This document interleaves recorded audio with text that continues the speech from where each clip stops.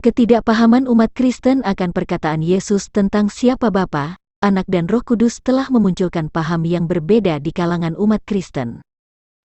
Celakanya, yang satu suka menuduh yang lain sesat, dan menganggap dirinya yang paling benar, padahal semua hanyalah klaim sepihak dari mereka. Sebelum masuk ke pembahasan, saya ingin mengajukan pertanyaan pembuka untuk membuka mata rohani kita supaya mengenal siapa Bapa, siapa Anak dan siapa Roh Kudus. Tentang Bapa dan Anak. Beberapa ayat yang sangat penting kita renungkan. Yesus berkata, Yohanes 8 ayat 19, "Baik aku, maupun Bapa-Ku tidak kamu kenal, jikalau sekiranya kamu mengenal aku, kamu mengenal juga Bapa-Ku." Berdasarkan ayat ini, siapakah Bapa itu? Yohanes 14 ayat 7, "Sekiranya kamu mengenal aku, pasti kamu juga mengenal Bapa-Ku, sekarang ini kamu mengenal Dia dan kamu telah melihat Dia." Berdasarkan ayat ini, siapakah Bapa itu?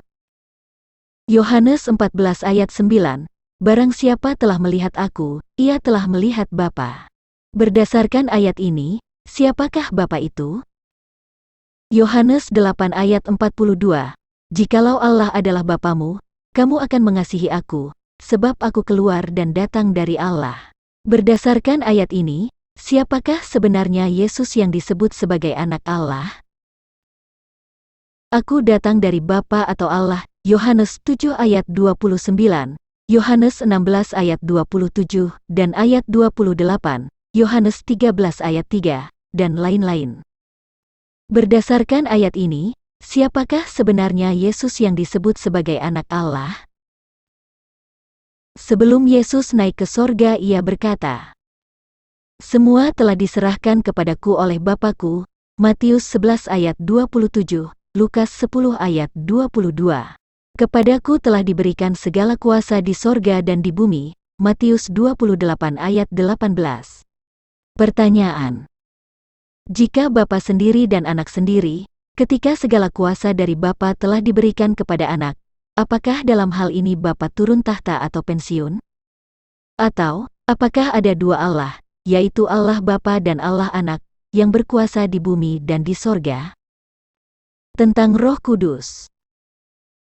Ketika Yesus akan mengutus seorang penolong yang lain, Roh kebenaran, yaitu Roh Kudus, ia berkata, Yohanes 14 ayat 18, "Aku tidak akan meninggalkan kamu sebagai yatim piatu, aku datang kembali kepadamu." Dengan demikian, siapakah Roh Kudus itu?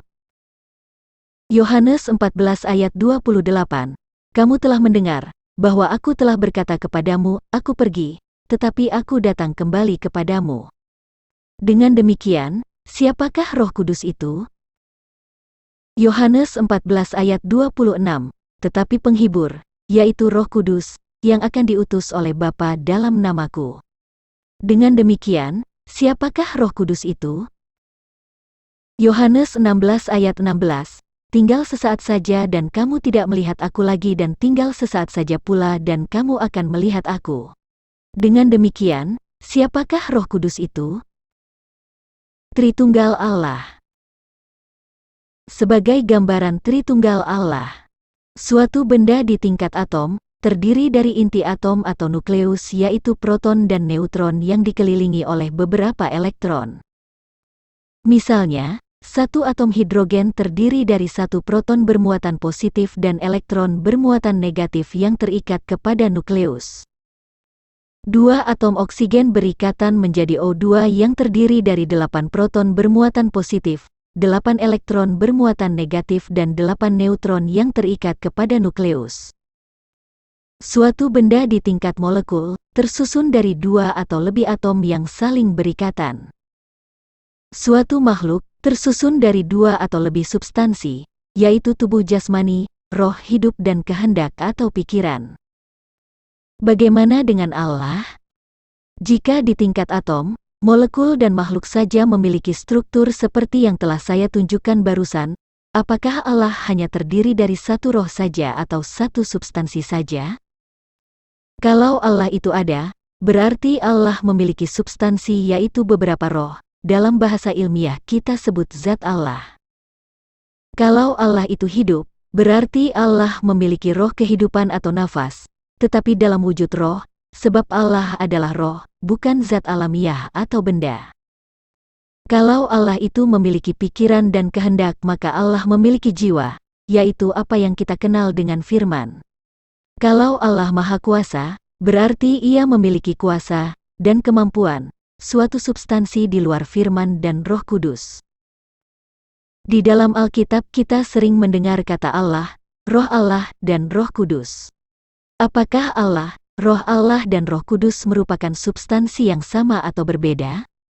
Allah, Roh Allah dan Roh Kudus tentu berbeda dalam hal substansinya, sebab Allah merupakan Bapanya sedangkan Roh Allah dan Roh Kudus adalah bagian yang terdapat di dalam Allah. Roh Kudus yang menjelma menjadi daging setelah menyatu dengan darah atau nyawa manusia di dalam rahim Maria, saya sebut sebagai substansi kehidupan dari Allah, dalilnya. Yesus berkata, "Inilah hidup yang kekal itu," Yohanes 17 ayat 3. "Inilah roti yang turun dari sorga, barang siapa makan daripadanya, ia tidak akan mati." Yohanes 6 ayat 50. Roh Allah turun kepada Yesus ketika ia dibaptis, dan setelah itulah Yesus menyampaikan kehendak Allah, dalilnya. Yesus berkata, "Sebab aku berkata-kata bukan dari diriku sendiri, tetapi Bapa, yang mengutus aku, Dialah yang memerintahkan aku untuk mengatakan apa yang harus aku katakan dan aku sampaikan." Yohanes 12 ayat 49. Tidak percayakah engkau, bahwa aku di dalam Bapa dan Bapa di dalam aku? Apa yang aku katakan kepadamu, tidak aku katakan dari diriku sendiri, tetapi Bapa, yang diam di dalam aku, Dialah yang melakukan pekerjaannya. Yohanes 14 ayat 10. Berdasarkan Matius 12 ayat 18, Roh Allah ini disebut jiwa Allah. Di dalam kitab Perjanjian Lama pun, Roh Allah berkaitan dengan pikiran, yaitu sumber pengetahuan manusia. Misalnya, Keluaran 31 ayat 3, "Dan telah kupenuhi dia dengan Roh Allah, dengan keahlian dan pengertian dan pengetahuan, dalam segala macam pekerjaan." Keluaran 35 ayat 31, "Dan telah memenuhinya dengan Roh Allah, dengan keahlian, pengertian dan pengetahuan, dalam segala macam pekerjaan." Hakikat Allah adalah berbicara tentang kekuasaan, kerajaan, dan keberadaan pribadi yang duduk sebagai Allah. Hakikat Allah tentu tidak sama dengan jiwa Allah dan Roh Kudus. Jika Roh Kudus dan jiwa Allah membentuk pribadi, maka hakikat Allah adalah suatu roh yang memberi kuasa kepada pribadi yang duduk sebagai Allah. Di video saya sebelumnya saya sudah memberi gambaran tentang Allah dengan seorang presiden, yaitu seseorang yang duduk sebagai presiden yang mendapat kuasa untuk memerintah rakyatnya. Tetapi kekuasaan presiden berasal dari rakyat melalui anggota parlemen di DPR, untuk membuat aturan hukum tentang kekuasaan seorang presiden dalam melakukan amanat rakyat. Apakah Anda memahami Tritunggal Allah dari sudut pandang bagaimana Allah menyatakan diri kepada manusia, yaitu sebagai Bapa, Anak dan Roh Kudus, atau memahami Tritunggal Allah dari sudut substansinya yang terdiri dari hakikat Allah, firman Allah dan Roh Kudus? Maka kedua sudut pandang ini akan saya jelaskan berdasarkan tabel kebenaran. Tadi saya sudah memberi pandangan tentang hakikat Allah, firman Allah dan Roh Kudus. Sekarang saya akan memberikan pandangan tentang Bapa, Anak dan Roh Kudus. Bapa adalah asal-usul datangnya Anak. Bapa adalah tempat berdiam firman Allah dan Roh Kudus. Sedangkan Anak, artinya, berasal dari atau datang dari, misalnya, anak Jakarta, anak tangga, anak kunci, dan lain-lain. Oleh karena itu, ketika Yesus disebut Anak Allah, maksudnya adalah Yesus datang dari Allah atau Yesus berasal dari Allah atau keluar dari Allah. Yesus disebut datang dari Allah atau berasal dari Allah atau keluar dari Allah adalah karena ia adalah Allah itu sendiri yang menanggalkan keallahannya atau merendahkan dirinya menjadi sama dengan manusia. Filipi 2 ayat 5-8. Dengan demikian, disebut Anak Allah adalah karena ia keluar dari Allah, dan ketika ia masih berada di dalam hakikat Allah maka ia adalah Allah itu sendiri, bukan sebagai Anak Allah. Dan kita harus paham bahwa di dalam diri Anak ada dua substansi Allah, yaitu Roh Kudus, karena Yesus dikandung dari Roh Kudus. Firman Allah, yaitu ketika Yesus dibaptis maka Roh Allah turun kepada Yesus dan sejak itulah Yesus memulai pekerjaan Allah dan memaklumkan hukum kepada bangsa-bangsa. Kedua substansi Allah di atas bersemayam di dalam tubuh manusia sehingga ia disebut datang sebagai manusia. Karena tubuh Yesus berasal dari Roh Kudus, maka ia disebut manusia yang berasal dari sorga. Dan tentu tubuhnya adalah tubuh sorgawi, bukan tubuh duniawi atau berasal dari tanah.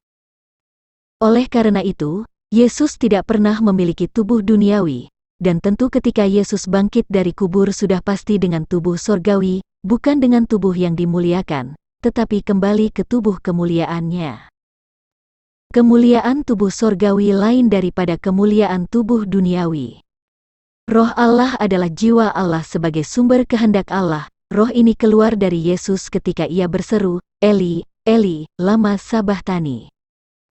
Sedangkan hakikat Allah adalah suatu roh yang memberi kuasa kepada pribadi yang duduk sebagai Allah untuk melakukan kehendak Allah.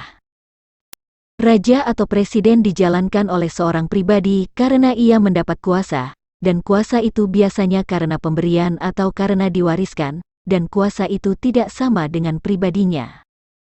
Untuk mengerti siapa Bapa, Anak dan Roh Kudus, saya membuat tabel kebenaran seperti tabel berikut.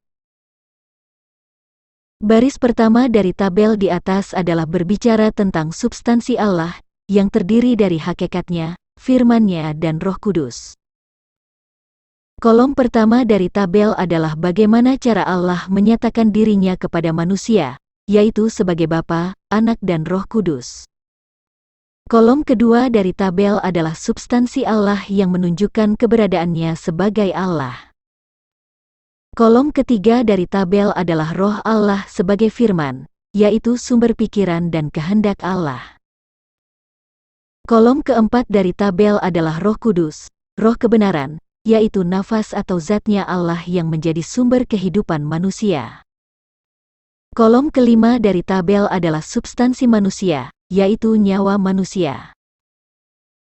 Untuk Bapa, mungkin semua setuju jika saya sebut berada di dalam hakikat Allah yang memiliki firman dan Roh Kudus. Nah, untuk Anak masih terjadi perbedaan pendapat di antara umat Kristen. Umumnya umat Kristen hanya mengatakan jika Anak hanya sebagai firman Allah yang telah menjadi manusia dan lupa jika Anak berasal dari Roh Kudus yang menjelma menjadi daging. Selain berasal dari Roh Kudus dan ia sebagai firman Allah, ia juga telah menjadi manusia, sebab ia telah keluar dan datang dari Allah. Oleh karena itu, ketika Yesus keluar dari Allah, apakah ia datang masih sebagai Allah? Tentu tidak, sebab ia sudah menjadi manusia. Dan untuk Roh Kudus mungkin tidak ada persoalan dengan tabel kebenaran yang saya buat di atas. Pertanyaan: apakah firman yang ada pada Bapa berbeda dengan firman yang ada pada Anak? Tentu tidak, sebab itu adalah roh yang sama. Apakah Roh Kudus yang ada pada Bapa berbeda dengan Roh Kudus sebagai asal-usul Yesus, dan berbeda dengan Roh Kudus yang turun di masa Pentakosta? Tentu tidak, sebab itu adalah roh yang sama. Apakah ketika Yesus sebagai manusia tetapi ia juga sebagai Allah? Tentu tidak. Sebab ketika Yesus menjadi manusia, itu artinya ia keluar dari Allah, oleh karena itulah ia disebut Anak Allah. Jika firman Allah dan Roh Kudus yang ada pada Bapa sama dengan firman Allah dan Roh Kudus yang ada pada Yesus, apakah pribadi yang duduk sebagai Bapa berbeda dengan Yesus? Tentu tidak. Pribadi yang duduk sebagai Bapa adalah Dia yang berada di dalam kemuliaannya. Sedangkan yang kita kenal dengan nama Yesus adalah Dia yang berada dalam hakikat sebagai manusia. Jika Roh Allah atau firman Allah hanya ada satu dan Roh Kudus juga hanya ada satu, siapakah Yesus yang disebut sebagai Anak Allah? Proses pengutusan Anak dan Roh Kudus. Tentang Bapa. Bapa adalah hakikat Allah, sumber datangnya firman Allah dan Roh Kudus. Sehingga kolom kedua baris kedua kita beri tanda centang. Bapa adalah tempat bersemayam Roh Allah dan Roh Kudus, sehingga kolom ketiga dan kolom keempat kita beri tanda centang. Dan ini sesuai dengan Injil Yohanes 1 ayat 1 yang berkata, "Pada mulanya adalah Firman, Firman itu bersama-sama dengan Allah dan Firman itu adalah Allah." Untuk kolom kelima dikosongkan, sebab Bapa berbicara tentang hakikat Allah, dan Allah adalah roh, bukan manusia. Tentang anak. Anak artinya, datang dari atau berasal dari. Yesus disebut anak Allah adalah karena ia datang dari atau berasal dari Allah. Jika Yesus disebut datang dari atau berasal dari Allah, artinya ia keluar dari hakikatnya sebagai Allah. Analoginya, kalau Badu keluar dari rumah tentu ia tidak sedang di rumah, walaupun rumah itu adalah miliknya. Roh Kudus hanya ada satu dan firman Allah juga hanya ada satu. Ketika Yesus dikandung dari Roh Kudus, itu artinya Roh Kudus yang ada pada Bapa telah turun ke dunia menjadi manusia. Ketika Roh Kudus dikandung di dalam rahim dan menerima nyawa manusia, maka ia menjelma menjadi daging lalu dilahirkan sebagai manusia. Roh Allah yang menjadi sumber kehendak Allah turun kepada Yesus ketika ia dibaptis. Artinya, Roh Allah yang tadinya berada di dalam Bapa telah berada di dalam hakikat manusia. Dengan demikian, di dalam diri anak yang berasal dari Roh Kudus ada Roh Allah bersemayam untuk menyampaikan kehendak Allah. Dan ini sesuai dengan Injil Yohanes 1 ayat 14 yang berkata, "Firman itu telah menjadi manusia, dan diam di antara kita," dan seterusnya. Ketika Yesus menyerahkan nyawanya maka hakikatnya sebagai manusia telah berakhir, dan dia akan kembali ke asal-usulnya yaitu Roh Kudus di mana Roh Allah akan diam bersamanya. Setelah 40 hari dari sejak kebangkitannya, lalu Yesus naik ke sorga untuk kembali ke dalam kemuliaannya.